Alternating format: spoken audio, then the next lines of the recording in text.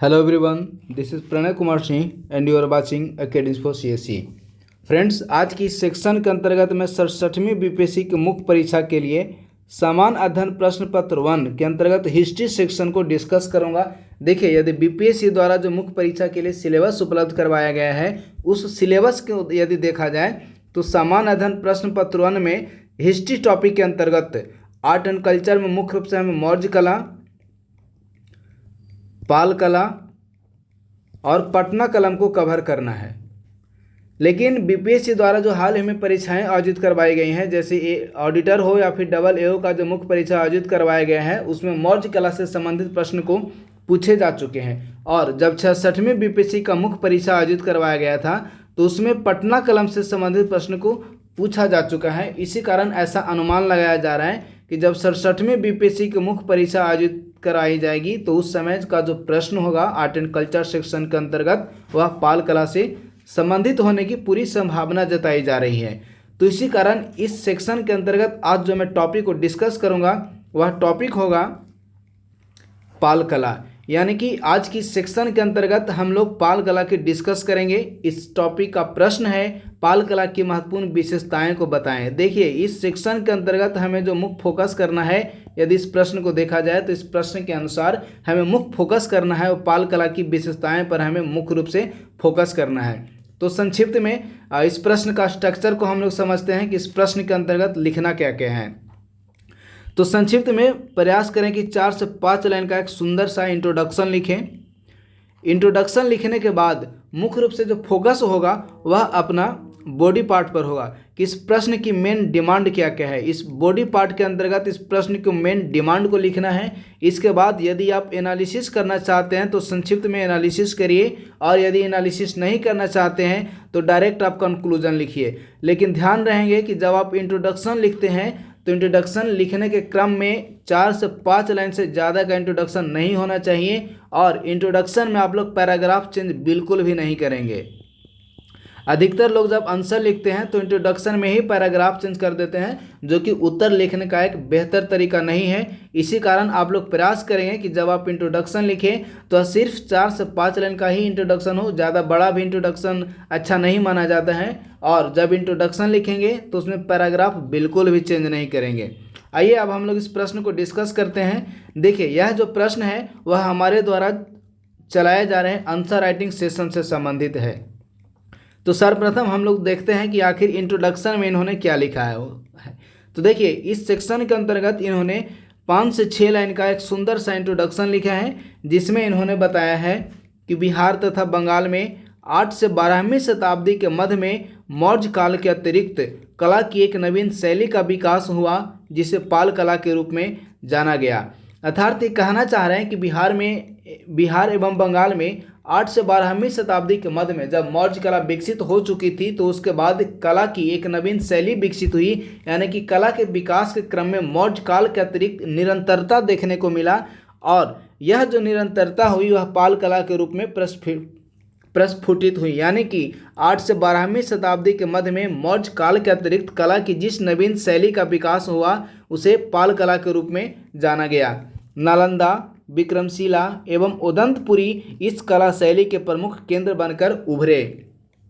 इस समय की जो कलाकृतियाँ थी वह मुख्य रूप से कांसा, प्रस्तर एवं अष्ट धातुओं की सहायता से किए जाते थे।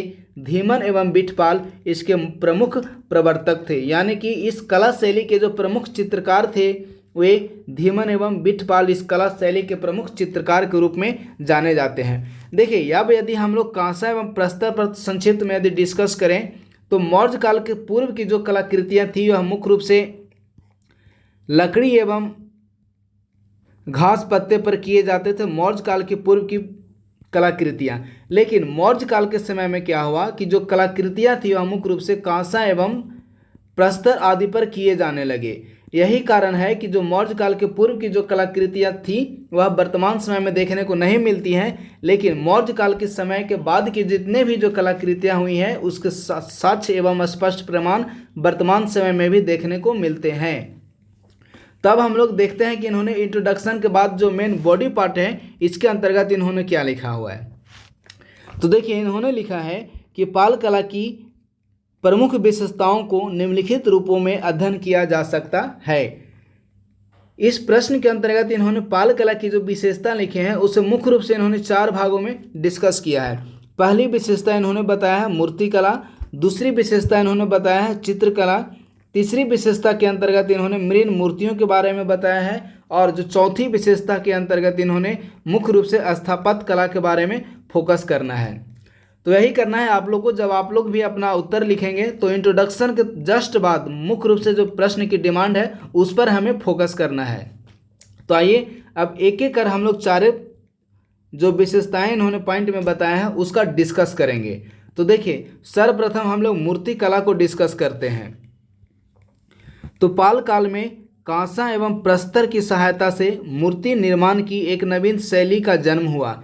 इस समय की जो मूर्तियां थी वह मुख्य रूप से ढलवे प्रकार की थी, जिन्हें साँचे में ढालकर बनाया जाता था।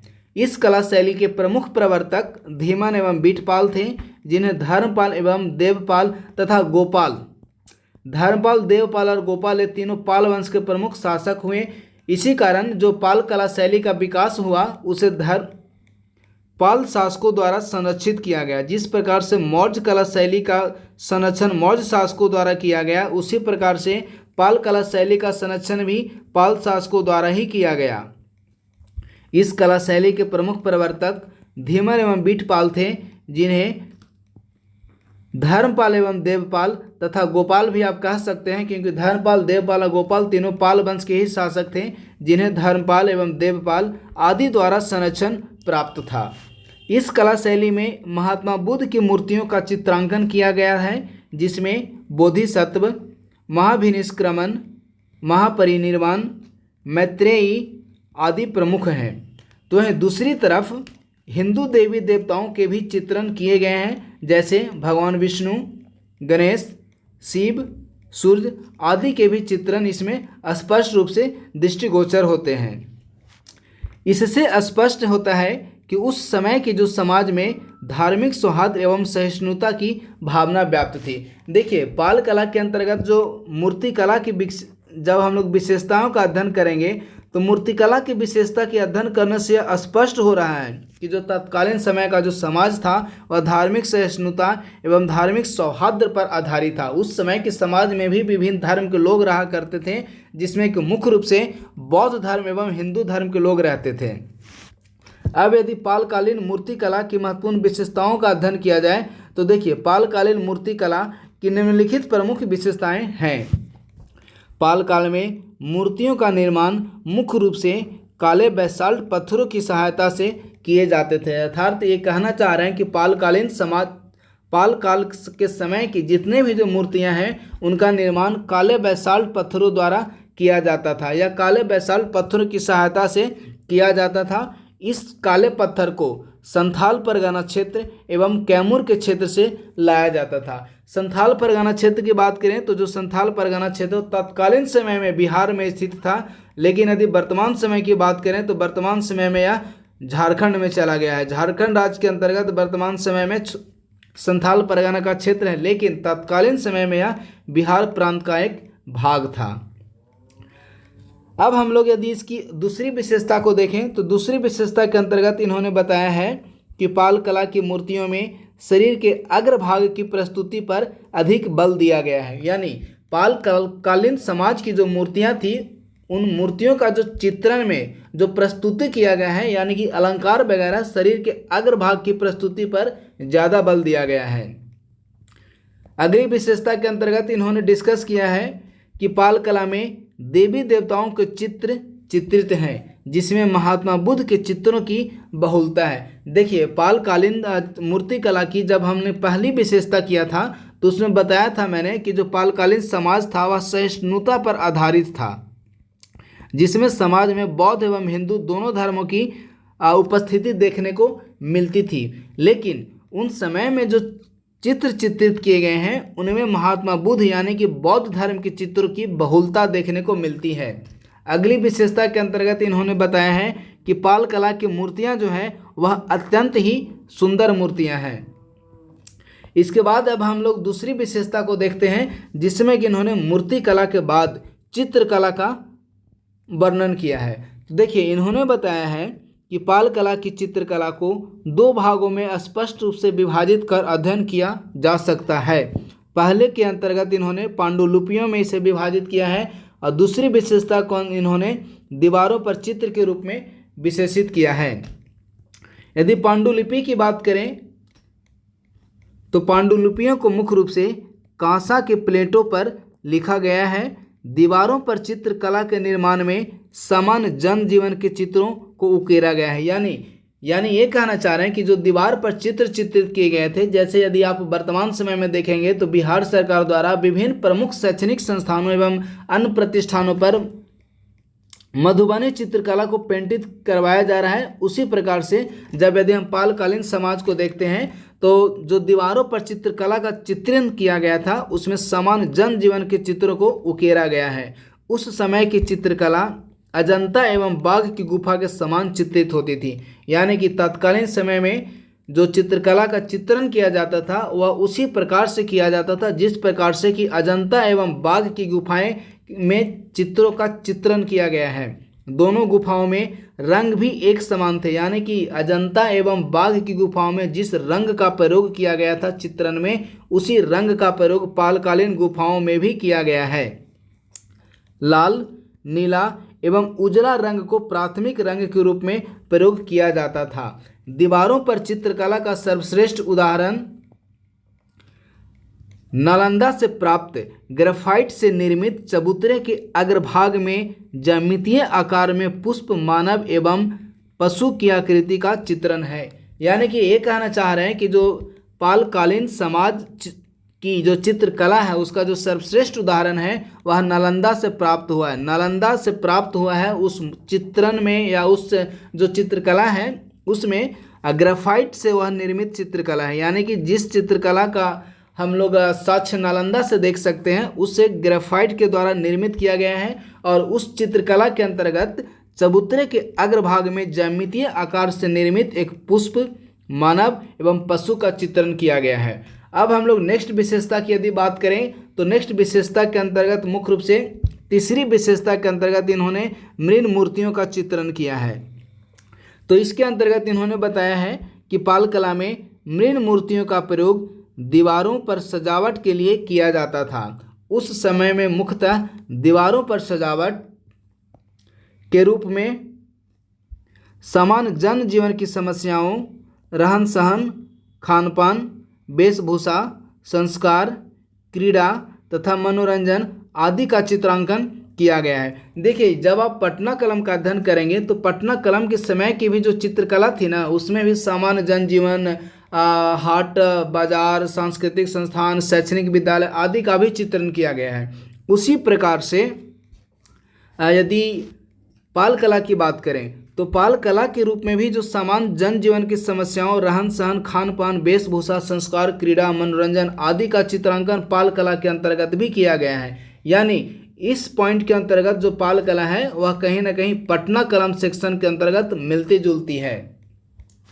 इसके बाद हम लोग आगे देखते हैं कि नालंदा से प्राप्त मूर्ति संख्या 13 इसका श्रेष्ठ उदाहरण है। यानी कि जो नालंदा से जो मूर्ति साक्ष्य के रूप में प्राप्त हुई है या उत्खनन के दौरान जो नालंदा से पालकालीन मूर्तियां प्राप्त हुई हैं उसके अंतर्गत इन्हें साक्ष्य के रूप में स्पष्ट रूप से देखा जा सकता है। साथ में इस समय की मृण मूर्तियों में एक स्त्री को अपने एक हाथ में दर्पण लिए हुए तथा दूसरे में अपने मांग में सिंदूर करते हुए स्पष्ट रूप से दिखाया गया है, जो कि मृण मूर्तियां की प्रमुख उदाहरण मानी जाती है। अब हम लोग यदि नेक्स्ट विशेषता की बात करें तो नेक्स्ट विशेषता है वह है स्थापत्य कला। स्थापत्य कला पालकालीन मूर्ति कला की संभवतः चौथी विशेषता है। तो अब यदि स्थापत्य कला का अध्ययन किया जाए तो स्थापत्य कला की दृष्टि से पाल कला अन्य कलाओं की तुलना में समृद्ध मानी जाती है। यानी कि जिस प्रकार का विकास स्थापत्य कला का पालकालीन समाज में हुआ उतना विकास संभवतः मौर्य काल एवं पटना काल में नहीं हो पाया। तो यही ये कहना चाह रहे हैं कि स्थापत्य कला की दृष्टि से पाल कला अन्य कलाओं की तुलना में समृद्ध मानी जाती है। इस समय के शासकों द्वारा नालंदा, राजगीर, ओदंतपुरी, बोधगया, बिहार शरीफ में अनेक विहारों एवं मठों का निर्माण किया गया। पाल वंश के संस्थापक गोपाल ने नालंदा में एक बौद्ध महाविहार का निर्माण किया तथा तिब्बती इतिहासकार तारानाथ का मानना है, देखिए एक स्कॉलर है तारानाथ जो कि संभवतः तिब्बत से संबंधित है, तो इनका मानना है कि गोपाल ने उदंतपुरी में एक बौद्ध मठ का भी निर्माण करवाया। रामपाल ने रामावती नामक एक नया नगर बसाया। देखिए यदि गोपाल की बात करें तो गोपाल और रामपाल ये जो दोनों हैं वह पाल वंश के प्रमुख शासक हुए हैं, यानी कि गोपाल और रामपाल दोनों पाल वंश के प्रमुख शासक हैं।